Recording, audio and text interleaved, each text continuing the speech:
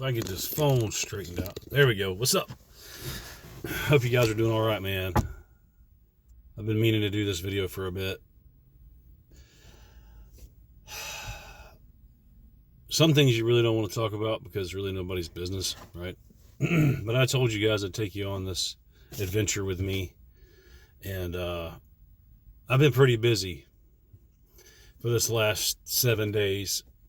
Most of y'all by now know that I have become recently single.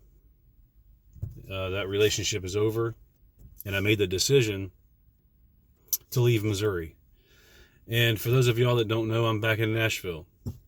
Now, I was kind of apprehensive about making this video because I'm pretty vulnerable at this point, not emotionally, but unfortunately, as it stands right now, I have to live in my truck like I did before when I lived in Nashville, because it's too damned expensive to live anywhere. Now, a lot of people have asked me that know that I'm here, well, what about your camper? Well, I can't live in my camper right now because I can't afford to live in a KOA or some other campground at this moment.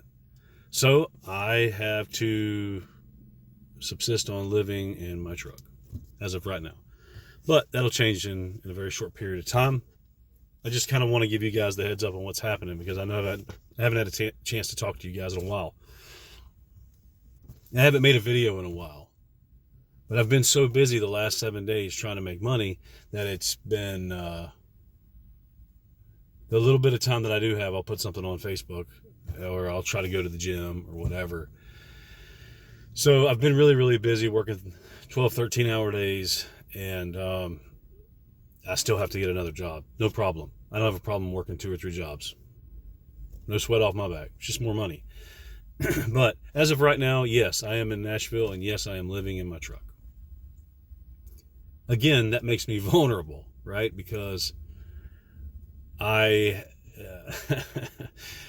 have to try to keep myself as safe as humanly possible. And sometimes that's a challenge because, I have to live in parking lots and places that are kind of hidden. Anyway, I've got some shows booked, which I'm pretty happy about. A couple of full band shows booked. And then I've got several acoustic shows booked. And as of right now, the booking agent that I have is working on a new project, trying to get myself and other musicians and artists some relief by getting us some more shows booked. So it's one step at a time, and it's been a struggle so far. It's been a challenge, and I'm very thankful.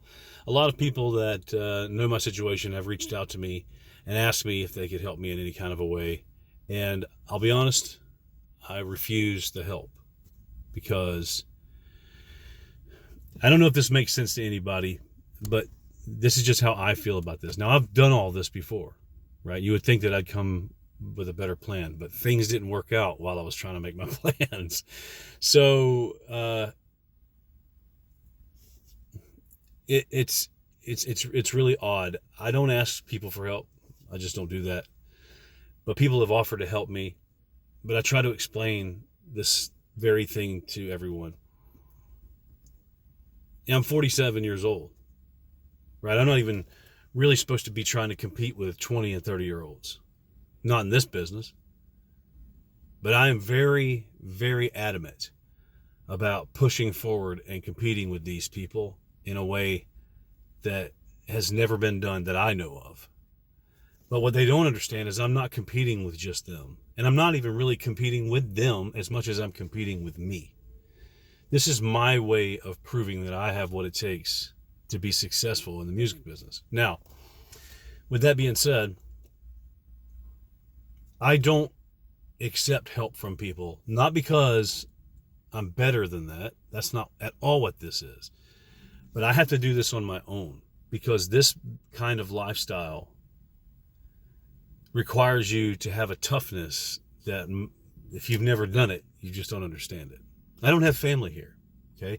I have a few friends, musician friends hanging around stuff, but I don't have family here and like, really close friends where I see them every day and different things. But I need to be calloused. I have to do that, to be calloused so I can go on to the next adventure or goal that I need to meet. It's hard times make tough men, and that's where I am with that. So it's not that I don't want to accept the help. It's just that I have to do this on my own, in my own way. So I'm doing this video to kind of give you guys the heads up that I am in Nashville again, which I've already said. I'm living in my truck, which I've already said. And I'm more than any of that. I'm trying to inspire people to just keep pushing with what their goals and aspirations are in life. You can give up on anything. Anything you want, you can give up on anything. But why? Last July, my life changed in a really, really big way, especially in here, because I started to realize just how fragile and final life is when it's over. You think about how we have such a short period of time on this earth. And I think we forget how final it is when it's over. We don't know it when it's over, but it's final when it's over. So I'm trying to build something in myself to make every day count.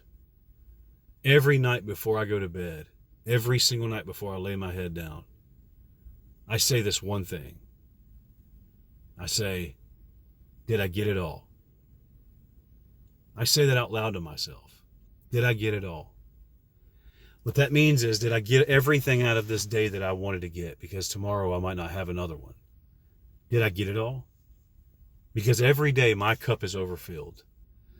Just pouring over with things that I need to do, people I need to call, reconciliations that I need to make with people, decisions that I have to kind of make on a split decision on really, really quickly, and plans for the future. And I have the opportunity to live my life how I want.